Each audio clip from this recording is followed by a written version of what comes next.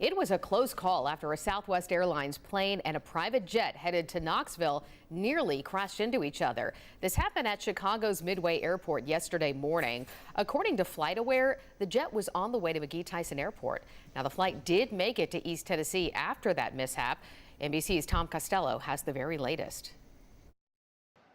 Good day. The NTSB chief says that this appears to have been a case in Chicago at Midway Airport where the business jet pilot did not obey air traffic control instructions to hold, instead proceeding right across a runway that Southwest plane was about to land on. And those two pilots in the Southwest plane are being hailed right now as heroes for actually very quickly hitting the gas, if you will, and going up and around and missing that private jet that had crossed the runway right in front of them. It comes after a series of close calls, disasters, and crashes nationwide, including here at Reagan Airport. 67 people killed with that mid-air crash involving a regional jet and an Army Black Hawk helicopter.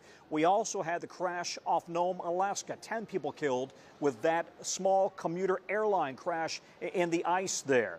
We had a medevac crash in Northeast Philadelphia, 7 people killed there. And then in Toronto, of course, that horrific crash landing in which the plane caught fire and flipped over. Amazingly, nobody killed, but more than 24 suffered some form of injury. The NTSB and the FAA investigating every one of these in coordination, of course, with Canadian authorities. So far, there does not seem to be anything that ties all of them together. Instead, this seems to be a series of unrelated aviation incidents, really a coincidence that after 16 years of no deaths involving commercial aviation, we've had the string.